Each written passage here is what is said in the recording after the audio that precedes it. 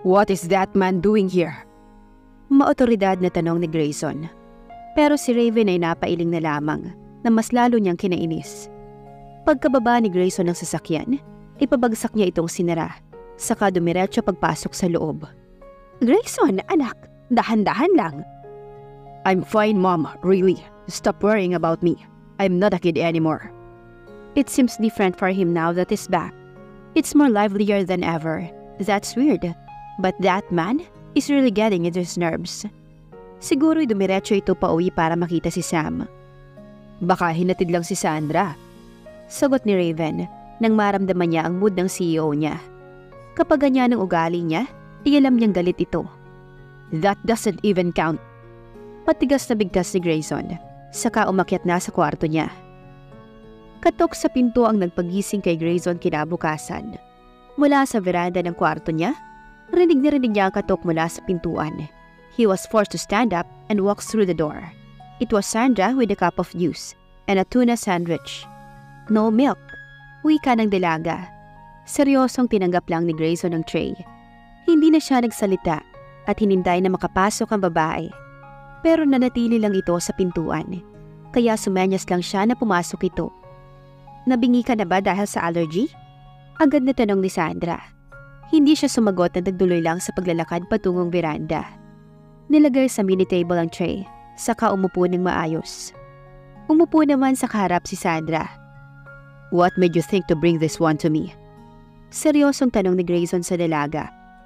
Wala naman. Alam ko kasing kasalanan ko yung nangyari sa'yo. Hindi mo kasi sinabi na allergic ka pala sa gatas? Nakita naman kita na kumain ng may gatas noon. Hindi ka naman nagkaganon. If I found out earlier about your allergy, I shouldn't force you to eat yesterday. Malungkot na wika ni Sandra. Yumuko lang siya na para bang pasan niya ang buong compound. That was the first time I eat that food. It feels fine to me, but it turns out that way when I woke up. And what's that? Nothing. Agad na sagot niya. Saka sumubo ng tuna sandwich at uminom ng juice. Have you drink your... I'm not sick. I'm fine. If you're guilty, stop it. Fine, I'll go. See you around. Wika ni Sandra. Saka yukong-yukong tumalikod. She didn't expect Grayson was like that. She thought she knows him well, but right now, she's not. Hey! Habol na tawag ni Grayson habang naglalakad siya palayo. Don't mind it. I was stressed out about something. Tumangulang si Sandra, saka lumabas. Sandra, andito ka lang pala. May naghihintay sa iyo sa sala. Wika ni Manang. Agad naman siyang bumaba sa kanang abutan. Ang lalaking nasa mid-30s na. May dalang briefcase at naka-formal na suot. Hi, Mrs. Martinez. Sorry for coming unannounced. I just want to read you this. It will help you to decide. Your father was asking me to do this after he died. And now you're 22, so I need your cooperation. Agad nabungad ng abogado sa kanya. Saka nakipagkamay bago binigay ang mga papeles. About what? You'll find it soon. Anyways, I need to go. I have some clients to meet. Here's my calling card. Just call me after you've decided. Tumangulang siya saka kinuha ang binigay nito. What? Is this real? Naisip ni Sandra. What kind of thing is this? What did Dad do for me? Binuklat niya ang mga papeles at isa-isang binasa. Mga pag-aari ng ama nito na iniwan sa kanya. Kabilang narito ang bahay nila. The Guzman's ancestral house was one of their heritage. That started from 1950s when her father's ancestors moved from abroad to Philippines. Her father was the only son of her grandma. But since they all died, her name was listed as the only heiress of the ancestral homes. The only ancestral homes in Manila. It was also included in the paper about the 30% shares of her father's and 10% shares under her name. Maybe her father didn't give her to her before because he knows she will just use it for fun. Now that she knows about it, she's sure enough how to make his dad proud in heaven. All those times he spent for her was clear now.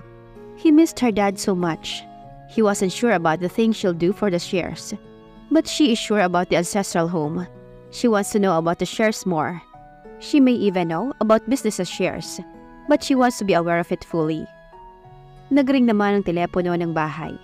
Siya na lang ang sumagot kasi alam niyang busy si Manang. Hello? Miss, may gustong pumasok sa compound. Girlfriend daw ni Grayson.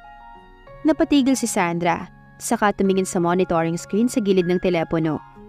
She saw the woman in her car, listening to the guard while talking to Sandra. Manong, tawagan mo si Grayson. Siya ang may alam dyan. Ma'am, ayaw kasi magpa-istorbo ni Sir eh. Tinawagan ko na po yung linya niya. Then, don't let her in. Ma'am, magwawala daw po siya kapag hindi siya pinapasok. At sino siya para manggulo rito? Deal with her. I'll unhap now. Binabanan ni Sandra ang telepono. Saka bumalik sa sala. Kinuha niya ang mga papeles. Saka umakyat sa kwarto. Uupo na sana siya sa sofa nang may biglang maingay na kumalabog sa labas ng mansyon. She knew it. That woman looks was not trustworthy to begin with. Grayson already told her that they broke up because that woman cheated. But it seems like she's indespicable that she started to chase the man.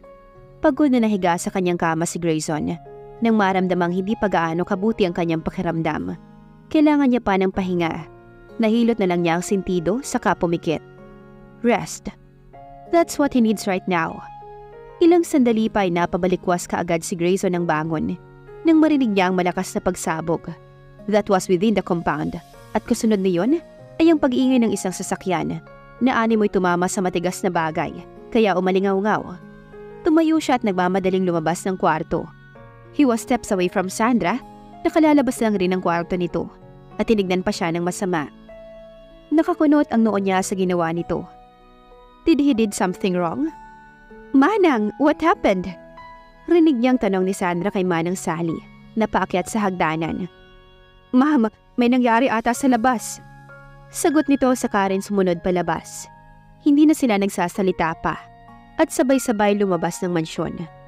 Tahimik lang siyang sumunod sa mga ito habang tinatanaw ang pinangyarihan ng pagsabog. Umiilaw naman sa may gate ng compound kaya papunta roon ang direksyon nila. Tinawagan naman ni Grayson ang linya ng mga guard pero walang sumasagot. Kaya nilakad nila ang ilang metrong layo at lumapit sa pinangyarihan. It was definitely a car. No, a familiar car. He stares on the car because it looks really familiar to him. Medyo madilim ng kaunti sa lugar na yon, kaya hindi niya gaanong makita ito ng malinaw. Lumingon si Sandra sa kanya saka umiling. Nalilito naman siya na lumapit, saka agad nakilala ang sakay ng sasakyan na umiiyak. It was Thea. Grayson! Wika nito na humihikbi. Nilapitan niya ang sasakyan ng babae, saka binuksan ang pintuan ng driver's seat. Saka inakay palabas ang babae. Wala naman itong sugat. Ang sasakyan lang nito ang nasira ang unahan. Yumakap naman ito kaagad sa kanya habang mahina na umiiyak. The guard yells at me. He threatens me if I get in. So I was scared. I drove without looking. Humihikbi niyang wika. Niyakap naman ni Grayson si Thea habang hinahagod ang likod nito at tumingin sa guard na nakayukulang. Sino naman ang matinong magdadrive na hindi nakatingin sa dinaraanan? Pagpaparinig naman ni Sandra. Tumigil ka, Sandra. Inis na wika ni Grayson. Hindi pa rin nawawala ang inis niya. Sa kaalamang nakasama ni Sandra si Sam, kaya ayaw niyang nagsasalita ito malapit sa kanya. After what happened yesterday and this morning, he was blaming himself, pero hindi pa rin mawala sa isip niya na magkasama ang dalawa nang nasa ospital siya. Nagtiimbagang na nakatingin si Sandra sa babae. Not because she's jealous, but because she has no right to feel that way. She's mad because of how good the woman in deceiving people. She can receive the Best Actress of the Night award for crying without tear falling. Nilapitan naman ni Sandra ang guard na nasugatan sa may siko. Nang dahil malamang ito sa pagpigil kay Thea na pumasok. O baka nasagi ng sasakyan nito. Kuya, dun po tayo. Turo ni Sandra sa munting bahay ng security guard. Hindi na niya pinansin si Thea at si Grayson na abala sa pagpapatahan sa babae. Pinaupo niya ito sa upuang naroon, saka kinuha ang first aid kit at ginamot ang sugat ng guard. How dare she is! Rinig niya ang sigaw ni Thea mula sa labas. She dares to care for the guard. I am the one who got hurt here. Grayson, it hurts! Wika ni Thea, saka humawak sa balikat ng binata. I hate her. Kaya ako galit sa'yo dahil sa kanya. I don't want to see her. Look what she did to me before, until now. Rinig naman ni Sandra ang lahat ng sinabi ni Thea na mas lalong nakadagdag ng galit niya. Kahit kailan, hindi niya ito inaano. Problema na ito ng babae na hindi siya gusto. Mabilis niyang niligpit ang first aid kit nang matapos na sa paglilinis ng sugat ng guard. Saka nilapitan si Thea. "And who gives you the permission to let you in?" Mahinang wika niya, pero sapat na para marinig yun ng babae. Saka tumingin kay Grayson. If Grayson lets her in, hindi na sana siya hahantong sa ganyan. Pero mukha namang hindi rin alam ng huli dahil sa reaksyon nito kanina. Nanilisik naman ang mata ni Thea na tumingin kay Sandra. "And who are you? The unloved wife? Or the adopted wife?" Sarkastikong sagot nito. Uminit naman ang ulo niya sa sinabi nito. Saka mapaklang natawa. "Thea, stop it." Sita ni Grayson at pilit na hinila si Thea pero hindi nagpatinig ang babae at nagahamong tumingin kay Sandra. "Huwag mong sagutin ng tanong ang tanong ko. That guard right there follows everything I say." Panimula ni Sandra, saka humakbang palapit kay Thea. "I did not give him permission para magpapasok ng mga taong kakaiba ang ugali. And you're not invited here. Whatever happens to you is your own fault and you're accountable for it." Wika ni Sandra na puno ng galit. She was pissed for how this woman acts so innocent, even though she made this mess. "How dare you? You're just the adopted wife. Grayson doesn't love you, and you'll never be in his love interest." Nakangiting wika nito. Natawa naman si Sandra saka humakbang pa ng palapit sa babae at nakipaglaban ng titigan rito. "Yes, I am adopted. But look what I am right now. Siguro pinangarap mong ikaw ang nasa posisyon ko. Pero, pwede mo naman siyang makuha. Pero wag kang manggugulo dito at nabubulahan mo ang ilang nananahimik dito." Peke siyang ngumiti sa babae. "And I am not begging him to love me. And I never dream of that to happen. Maraming lalaki sa buong mundo. I am not like you, that get a man whom you already throw away. And I don't have interest a man who."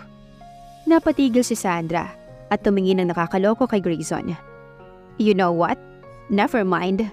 Manong kapag may nanggugulo ulit rito, ako ang tawagan mo." Wika ni Sandra sa guard na nasa di kalayuan saka tumalikod. "How dare she? Grayson, aren't you gonna defend me from that girl?" Pagrereklamo ni Thea. Hindi na lumingon pa si Sandra, saka diretsong naglakad. Sumunod naman sa kanya si Manang Sally, na hindi rin makapaniwala sa nasaksihan. Hila ni Grayson si Thea hanggang sa makarating sa main road. Pumara kaagad siya ng taxi nang may matanaw sa kape na sakay si Thea. "Aren't you gonna help me? I am hurt, Grayson. Can't you see?" Maarting wika nito. Pero hindi na pinansin pa ni Grayson si Thea. At sinanyasa ng driver na umalis na. He was angry and annoyed. The last time he talked to Thea, she says she doesn't love him anymore. Look what she did a while ago. Anong kailangan niya at bakit siya nagkakaganito? Bumalik na lang si Grayson sa loob pagkatapos umalis ng taxi na sinasakyan ni Thea. Nakita naman niya ang guard na abala sa kakaayos ng mga nasirang tanim habang inaalis ang mga nasirang parte ng harapan ng sasakyan na nakadagan sa mga halamang naroon at bumara sa daraanan mismo ng gate. "Manong, ipakuha mo na lang yan dyan. Hayaan mong ang may-ari ang mag-aayos niyan." Wika niya, saka na nilagpasan nito at dumiretso. He then saw Sandra in the living room. Nakapangalumbaba ito habang walang kibo at kasama nito si Manang na nakaupo rin habang nanonood ng palabas. "Akyat na ako, Manang," sambit ni Sandra. Saka tinignan ng masama si Grayson bago umakyat. He finds it weird. What Sandra says right there keeps on flashing on his mind. And after seeing Sandra's eyes with anger, "I am not begging him to love me, and I never dreamed of that to happen." Maraming lalaki sa mundo. Naiinis na napailing si Grayson nang maalala niya ang sinabi ni Sandra kay Thea. Umakyat siya sa kwarto niya habang kamot-kamot ang ulo. Nakatulugan niyang nakikita ang babae sa isipan niya. Kainis, what happened to me? Aniya sa sarili. "I'm home right now. Kararating lang namin galing Paris and I bought some pasalubong for you. Can you come over?" Malakas na wika ni Danica sa kabilang linya. Nailayo naman ni Sandra ang cellphone sa tenga niya. "I'm tired, bukas na lang." Sagot nito habang nakahiga sa kama. "Okay, tomorrow na lang." Pahinga ka na muna dyan. Matutulog na lang din ako. Okay. Sagot niya sa kabinaba na ang cellphone. Humiga na lang siya habang iniisip ang nagingit-ngit na galit sa isipan niya nang maalala niya si Thea. Pumikit na lang siya ulit at natulog. That would make her feel better. Basta, stress na stress siya. What? Seriously? She did that? Pagkatapos niyang makipaghiwalay sa'yo nang walang sapat na dahilan, tapos ngayon bumabalik siya na parang walang nangyari. Pare, hindi naman sa ayaw namin sa kanya pero hindi namin maintindihan yung pinupunto niya. Wika ni Lucas ng isang hapong nagkita sila ni Daniel at Grayson sa isang resto bar. Nahihibang na siguro si Thea. She even fights with Sandra. That's incredible. It seems like they're fighting for their love. Dagdag pa ni Daniel na hindi makapaniwala. Kilala niyo ang ugali ni Thea. Lahat ng gusto ay dapat makuha. Ngunit palaban na babae rin si Sandra. She's more confident than she seems. Bigla niyang sabi nang maalala na naman niya ang mukha ni Sandra. Napamaang naman ang dalawa niyang kaibigan. At this situation, nagawa pa niyang purihin ang babae. Nahihibang ka na. Bulalas ni Lucas. No, you are really falling. What's wife will definitely becomes her real wife. Tatawa-tawang wika ni Daniel. Hindi naman umimik si Grayson at kunwari nagiging abala sa pagkain. Naubos na niya ang 2 bote ng alak. Pero hindi pa rin tapos sa pagsasalita ang mga kaibigan. Tell me if you're not attracted to her. Maybe I'll get the chance myself. She's so beautiful. Ngiting sambit ni Daniel na nakapatong pa ang muka sa 2 braso nito. Binato naman siya ni Grayson na nailaga naman ito kaagad. One day you'll realize she's your oxygen and your breathing machine. You can't keep your eyes away on her because you are scared that she'll end up with another man, pare. Believe me. Dagdag pa ni Lucas, saka kumain na lang na hindi na bumaling pa sa kanya. Dahil alam nito ang mangyayari kapag nang-asar pa ulit ito. Kapag nakapikit ka at si Sandra ang nakikita mo, hindi ka pa man sigurado ngayon pero kapag nangyari yun, palagi na siyang nasa isip mo at dyan na siya mananatili sa puso mo. At mahihirapan ka ng palisin siya. Tandaan mo, 6 na buwan lang. Wika pa ni Daniel. Matapos ang kanilang kasiyahan, ay nagkanya-kanya na sila ng uwian. Habang bumabiyahe si Grayson, pauwi ay bigla na lamang umeko sa tenga niya ang sinabi ni Daniel. Looks like it already started. He feels at ease every time he saw her face. Tila ba hindi ito mawala sa isipan niya? What's happening to me? Did I started to fall for that woman? Tama ba ang sinabi na Daniel at Lucas na mahal na niya si Sandra? Pinaharurot na niya ang sasakyan pa uwi, saka pinarada sa harap ng mansyon. Pagkababa niya, diretso na siya sa kwarto niya saka naligo. Hindi naman mawala sa isip niya mga katagang iyon, kaya napahilamos na lamang siya at nagbabad ng matagal sa ilalim ng shower. Napailing na lamang siya saka nagbanlaw at nagbihis sa closet niya. Nakahiga na siya sa kama niya nang hindi siya dalawin ng antok dahil sa mga imaheng lumalabas sa isipan niya. Bumaba na lamang siya para kumuha ng wine nang makuha ang wine at wine glass. Lumabas kaagad siya at nagtungo sa sala. Tinignan niya ang buong bahay. It was quiet. Wala si Manang nasa ganitong oras ay naglilinis. And Sandra was not in the living room like she used to do every time he gets home. Nagbabasa ito sa sofa o di kaya nanonood ng palabas habang nakangusod na kasimangot. Manang? Tawag ni Grayson sa mayordoma. Ay sir, bakit ho? Biglang dating nito, nagaling sa kusina. Nagugutom na po ba kayo? Ipagluluto ko kayo. Huwag na Manang, akala ko umalis kayo. Sagot niya saka inilibot ang paningin sa buong bahay. He was looking for someone. And thanks to Lucas, it keeps on flashing on his mind. Kainis. Wika sa sariling sambit niya, saka lumagok ng alak. Sir, inahanap niyo po ba si Sandra? Sinundo siya ni Sam kanina. Nagtiimbagang si Grayson na humarap sa ginang at naikuyom ang kamao. He almost broke the wine glass. Natakot naman ang ginang sa reaksyon ng mukha niya. How could that woman leave the house at night with that guy? At this hour? Sir, kasi may pupuntahan raw sila. Baka bukas na sila makakauwi. Dagdag pa ni Manang nang makitang galit ang binata. Sino pang kasama niya? Mahinahon niyang tanong kahit naiinis siya. Is this what Lucas and Daniel says? He never felt that way on Thea before. What's wrong with him? Only he can answer that. Aniya sa sarili. Sila lang daw pong dalawa. Wika pa ni Manang Sally. Kainis! Sabi ni Grayson, saka umakyat na sa kwarto niya. Kinuha niya ang cellphone at tinawagan ng babae. This was his first time to call Sandra. They didn't even had a single conversation. The phone was just ringing. The woman didn't pick up her phone. Naitapon niya ang cellphone sa sofa at humiga sa kama habang kinuyom ang kamao niya. Hindi man niya aminin, pero selos ang nararamdaman niya ng sandaling iyon. Magkaayos pa kaya sina Sandra at Grayson?